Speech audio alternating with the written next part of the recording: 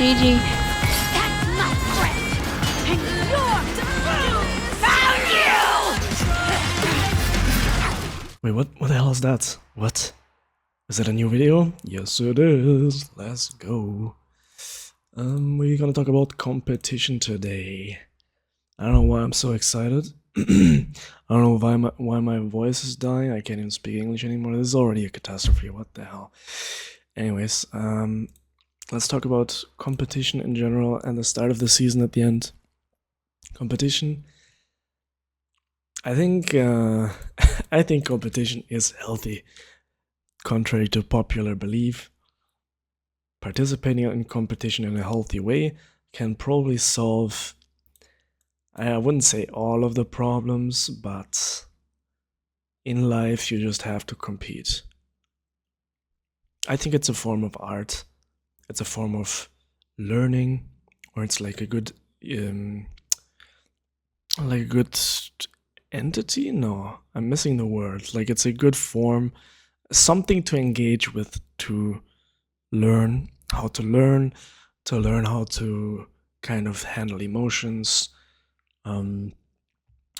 sometimes teamwork, of course, stay fit, understand how your brain needs certain things and your body as well to function properly, because in every competition you come to a point where you realize, okay, I need my body. My body is pretty important, even if it's just chess. Whereas anything that requires your mind, you need to take care of your body first. Otherwise, your brain is not going to work properly. That's just how it is, And you're not going to realize that unless you actually participate. And that's why I think participating in competition is a beautiful thing, a beautiful art form. It's something to express yourself. It's something to just engage with. Keep your mind engaged. It's so healthy in my opinion, but of course there's a different side to it where it becomes very toxic and unproductive. But that's just a problem of education, I feel like, for many people. Maybe parents didn't teach you how to compete properly, maybe your school messed something up, your friends circle, maybe even just the circumstances in general. Not everybody can participate in every competition that would be healthy, right? But there's a reason why a lot of the families that are very stable in the world, they do engage in competition in things like chess. And I'm taking the example of chess. I should probably say League of Legends, but I think it's the same thing, it's pretty much the same. It's a very similar thing, at least. Chess might be a little bit more, it's a little easier to just play around. That's the thing. That's like, it is a very low barrier to entry compared to League. Just a 1v1 against your dad or your mom or something. That could be very healthy. You can teach your child a lot. And not everybody has the luxury to have that time on one hand. But on the other hand, I also think just like the people who are less educated don't even understand, like, where should they get the understanding from, like, how many benefits it has, what the benefits are. Maybe they think it's for nerds or something, there can be stigmas around it, and that is of course very difficult to navigate, like in a social setting, right? If you're in some hood or whatever, I don't know what I'm even saying right now, I have no idea. But if you're in some hood and you're the guy who plays chess like 5 hours a day, I don't know how far that's gonna get you, in a sense, you know what I mean? Maybe you have to compete in other things, right?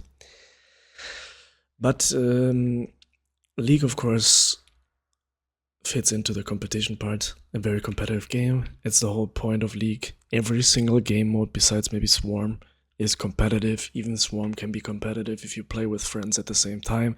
Who gets further, who knows more, like all of these things are kind of part of a competition, and maybe competition, the word itself, evokes some negative feeling inside of you because you think it devalues the other things, because we kind of put competition onto the opposite of intuition, maybe sometimes, something like that.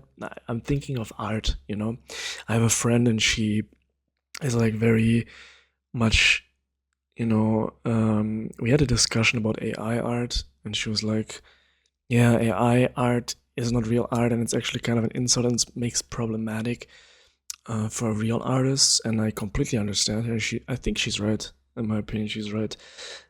It's just ha- my my second thought was like putting it into a completely different category, you know, because the art produced by AI, something like Stable Diffusion, if you compare that art with art of the same type, you know, also Stable Diffusion art, and then you can think of who is tinkering with the inputs, you know, I think that is a skill. It's not like an art, like a real hand-drawn art type of skill, but it's some skill, and I think you can be competitive in that as well. But anyways, that was like a tangent. The whole point is competition can be healthy. I don't know if you can hear the dog, but is it realistic for everyone to have the opportunity to participate? Like in some ways, yes, as I said, you know, you can participate in very many types of competition, but in other ways, of course, no, because League of Legends requires you to have a PC, a stable internet connection, the will to even play this game instead of playing FIFA or some dog water game or some shooter, you know. We're not shooter enjoyers around here. I do understand the fun of it, and I play shooters myself, of course, but like when it comes to skill, you know, when it comes to actually applying yourself, shooters are kind of cringe. Like, okay, you need aim. How much strategy is there in a shooter? Maybe in Valorant a little bit more, but like CS and all of these like modern COD, you know, COD is the best example of very low skill, very high fun.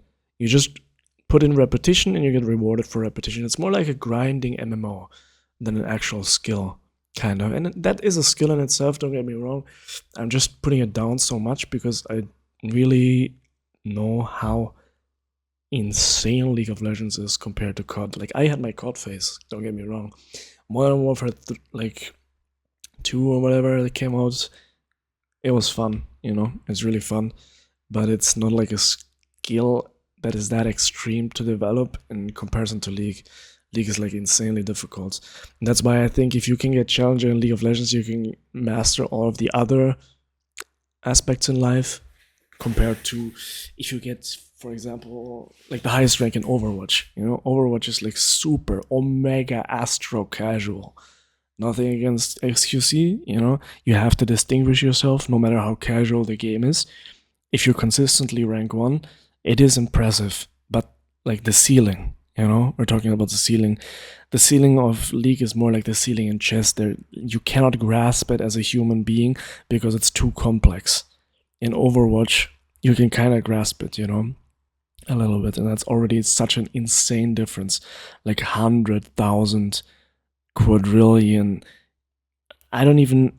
I'm just making up numbers. That's how much the difference is, and that is times and not additive. You know, it's multiplicative. I feel like nobody can understand League, basically. That's why it's so difficult to explain. That is why there's 100 quadrillion videos. How to get out of bronze, how to get out of silver. Bro, the reality is you just gotta be better than your opponent for a consistent amount of games, and you're better. You'll be higher rank. Everybody knows it as well, right? But sometimes it's so painful. Like, the difference in the competition is so painful that we get also clouded, and then we start self-sabotaging and all of this stuff. Jesus Christ, this is a rabbit hole. I didn't know I would go down this, like 10 rabbit holes in this video. But anyways, let's bring it back to the competition part. I know not everybody can participate in the competition, and that's completely fine, right? But I also know there's so many people that have the possibility, that can compete and use it in a non-toxic way. But many just use it in a toxic way and piss their life away. They piss their lifetime away because they don't. It's so difficult to grasp sometimes, and with like how we grow up and all of this stuff, it all feeds into how you behave in this game, because it is a competition. We take it seriously. We want to win. It creates a very difficult environment.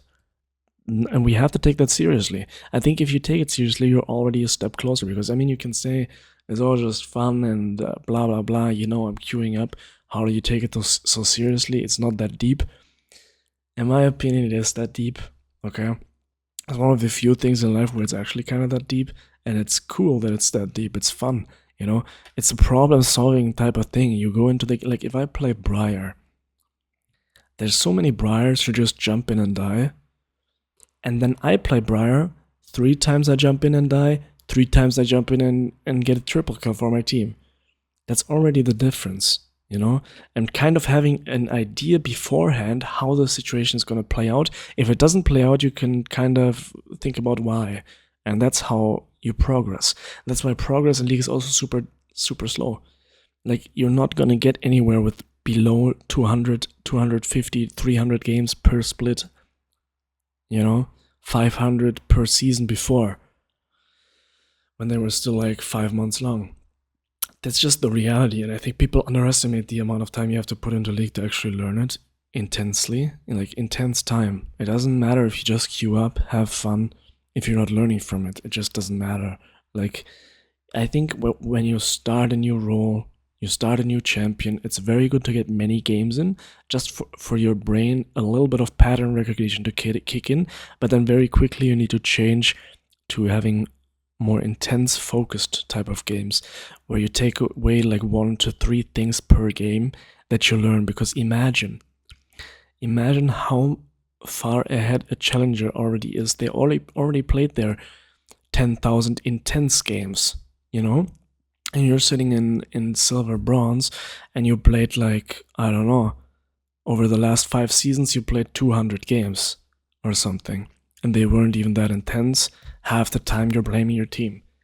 Like, of course, they're so far ahead, you cannot even, like, your brain cannot even fathom how far away they are.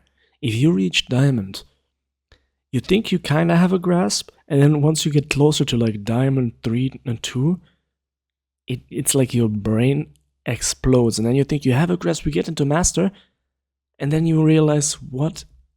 I'm back in Bronze. Because your brain cannot fathom how big the difference is between Master and Challenger. It's always these giant leaps of skill difference. It's part because League is kind of new, or not even, I mean, you can say it's new or whatever, but it's not taken seriously for long enough. I think that's the thing, A game like chess has been taken seriously for decades, for hundreds of years. I don't actually know. Maybe it got invented in, like, I don't know, 1950 or whatever. I have no idea. But it's taken pretty seriously. There's some incredible chess players who dedicated their entire life to studying it seriously. Okay? We don't have that in League. We have a few people who did that, and a few pros who are trying to do that. But many pros even think about, oh, I'll retire at 30. It is what it is, I'm getting my money. That is some pathetic, disgusting state of mind. Like, they're collecting paychecks and they will be miserably after they retire. I can promise you that, okay? They learned nothing. They don't have any transcending skills from this game. And that's just a waste of time. Even though they became pro, they already pissed it away. Like, there's so many different layers of patheticness in the League community, and I know it's harsh, okay, but it is true, okay? I'm part of that as well, or I was part of that as well, I don't know. That's just the reality, okay? And if you take it seriously, you put in the games, you learn it intensely, you can get ahead of the competition. That is the whole point.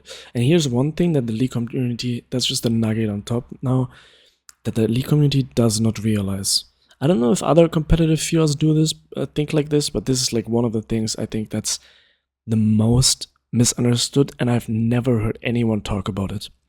Because getting better in League, you don't only have to get better at League than your next guy, If you're in gold, you don't have to get better than the next guy in gold, but you have to get better faster than the next guy in gold. You know what I'm saying here? Like, getting better is not enough in a way, right? Both people are trying to get better. That's the whole point of a competition. Both people in Gold 4 try to get better. but only the person who gets better faster makes it to Gold 3. Maybe everybody already knows that, I don't know. I thought I thought it's a smart concept. I've never heard anyone say it like that, so I assume like it's not a very thought about concept, but you have to get better faster, so you cannot afford to not take it seriously, okay? Everyone tries to get better, but getting better faster, that's the whole point, right? And trying to catch up to a challenger now, after they've already played like 10 seasons of 10,000s of games, bro, if you want to catch up, you gotta put in the intensity. You gotta be twice as intense as they are, and abuse the wrong ideas that they have in order to beat them, okay? You can invent a lot of BS in your journey over 20,000 games. You can make up a lot of false stories. And even if you made it to Challenger with those stories, maybe the next guy comes in, he doesn't have those wrong stories, and because of that, he can exploit some game mechanics that the other guy can't, and then he's just better, faster. That's just what it is. Okay. This video is already super long, but I actually kind of like it. I can talk about competition all day long for hours on end, but I want to keep these videos kind of watchable. I'll just say this about the start of the season. Briar builds kind of, I don't really know what to build right now yet. I'm gonna try to figure it out and play a decent amount of games this season, okay? Yeah, you guys have a great day, a great night, a great evening, afternoon, midnight. What else is there?